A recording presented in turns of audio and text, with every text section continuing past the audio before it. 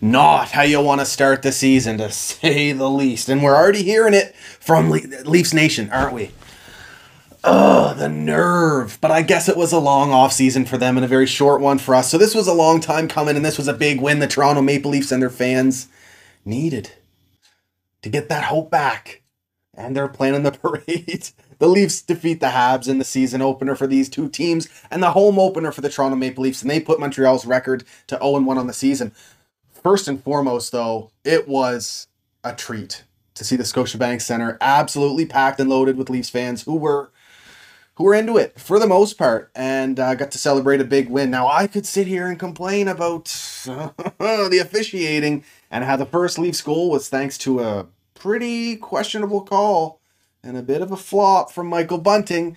And then Nylander's goal, the line change there, kind of sneaky, and then the Leafs get helped out with the close. The refs call one there on Anderson for helping out his teammate who's getting double team. Anyway, but I'm not going to do that, am I? No, because the reality of it is the Toronto Maple Leafs played a good game, not a perfect game. And Montreal made plenty of mistakes, and the Leafs just capitalized. Lots of standouts for the Maple Leafs as well. Think of Mitch Marner. Obviously, we know what he does, and he did it tonight. Those electrifying plays, challenging the slot, the agility on display. But some of the guys behind him, not even necessarily behind him, William Nylander, it's starting to look like those two's contracts got mixed up, if I do say so myself. Nylander, just a special player. Numerous high-danger scoring chances for him tonight. And it was the snipe he ends up scoring. But in the slot area, he is dangerous. And he was just came as advertised tonight. And then some of the defensive. Michael Bunting, always involved. Really good at making plays in the O-zone. And then you got Kampf as well, who's, great at just shutting plays down in the defensive zone. And he was strong in the faceoff dot for the Leafs tonight as well. So clearly some heavy standouts for the Leafs. And then I haven't even talked about the decor. Morgan Riley looked very strong tonight. And Jack Campbell. What else can you say, man? What can you say? And the thing is, Montreal cannot be leaving the games in the hands of the officials. They got to score some goals. They got to stop giving the puck away in the defensive zone. But, guys, first game of the season. It's just nice to have hockey back. There were glimpses of what this team is capable of in this season opener for Montreal. But not quite the full package. Something that really stood out was the decor's inability to move the puck up the ice. They really struggled, really, getting their feet under them once they gathered a puck in the defensive zone. The Leafs did a good job cutting off the time and space and pressuring these defensemen who are, big in stature and don't move as swift as some others.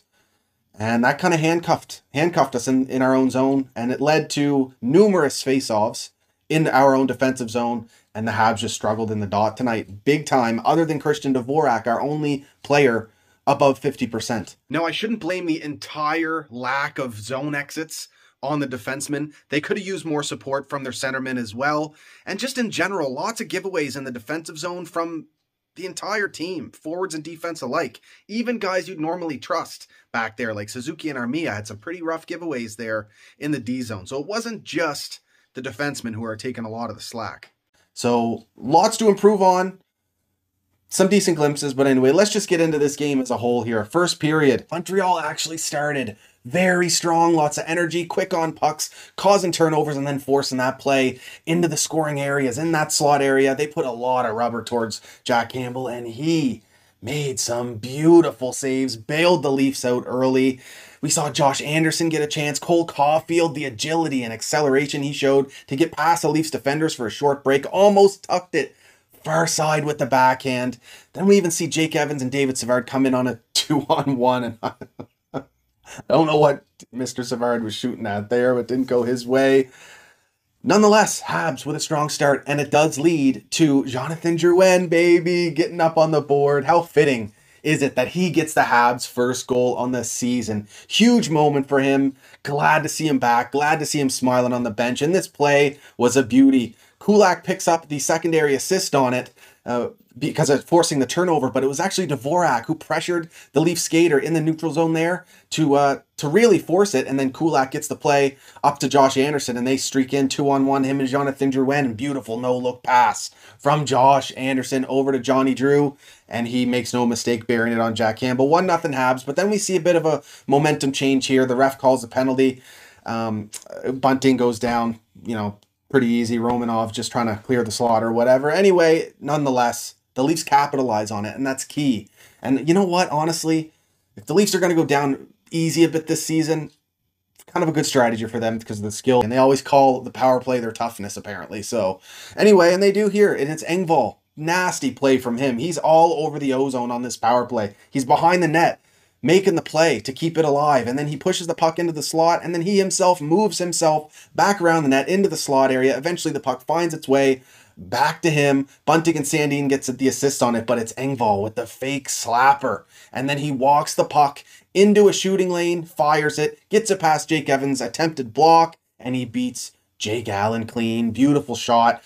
We go into the second period, and it is mostly Leafs for the vast majority of this period. I just want to call out Jake Allen here for his strong second and in general strong game. He doesn't pick up a win, but he leaves with a .933 save percentage. He was strong in there, a rock back there for us, especially during scrambles in front of the net. The Leafs made it a point to get into the crease and crash the net. Bunting a big part of that, Nylander another big part of that, but Jake Allen tracked the puck very well, and he had the pads down on the ice, the 5-hole closed tight, and nothing was getting past him. So that was good to see him in the zone early in the season here. But yeah, mostly Leafs in this second period, numerous chances for them, and Allen keeps us in it.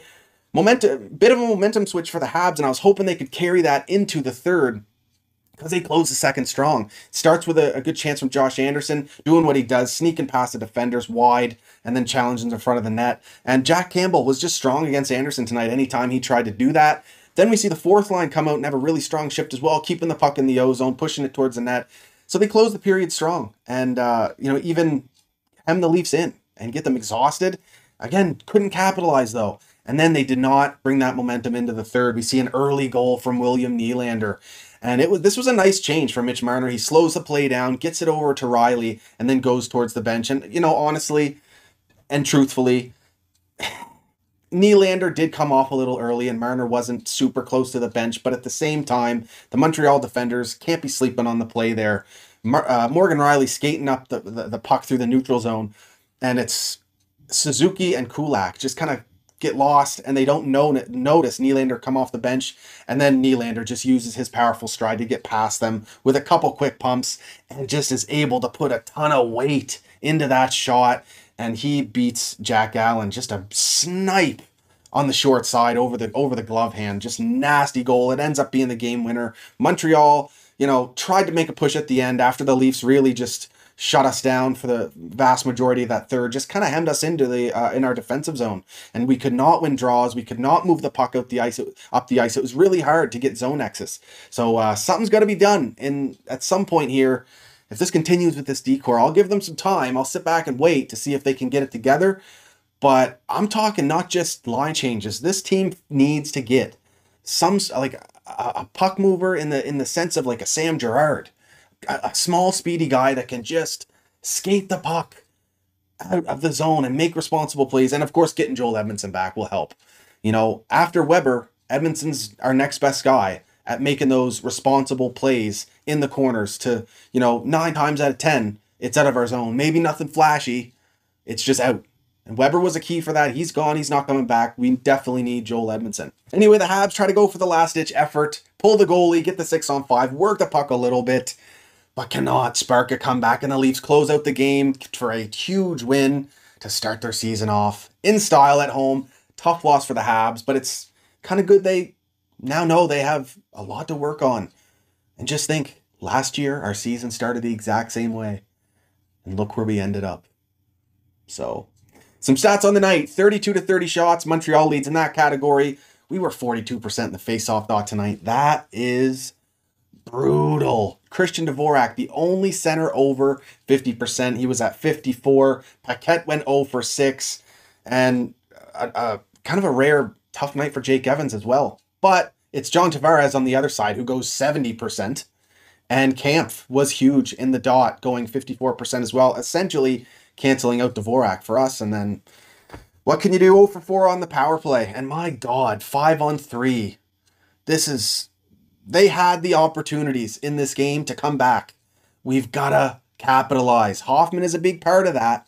and he will change the power play immensely once we have him as the trigger man. He's one of the best power play finishers in the entire league, up there with Ovechkin in the way that he can finish plays on the power play. So, but until then, they got to figure it out. And ideally, we can't be forcing plays for that one-timer. Now, at the same time, Jeff Petrie does have to shoot often to remain a threat back there, and then eventually to set up that pass. But we got to do better. Luckily, there's time to improve, and hopefully we'll see that very quickly. For the love of God, run the power play through Caulfield and Suzuki. Thank you. 2 for 3 on the PK. What can you do? Would have been nice to prevent that Engvall goal. Jake Evans almost blocked it. Jake Evans, strong game for him defensively. Really liked how he looked out there. He almost had the block there on that play. 32 hits for the Habs to 14 for the Leafs. So the Habs continue to be a dominant physical presence against a team like the Leafs. Anyway, guys, let me know what you thought about this game down in the comments. It's good to be back. Love you all. I appreciate you all. Hit that like and subscribe button, and of course the bell for notifications. If you want to know when I'm uploading videos, you can follow me on Twitter and Instagram at Scotian Canadian. Talk to you after tomorrow night's game. We got Buffalo right off the bat. Quick start to the season, little road trip, and then we'll be back at home Saturday for the home opener. Tough loss, but go Habs, go, baby.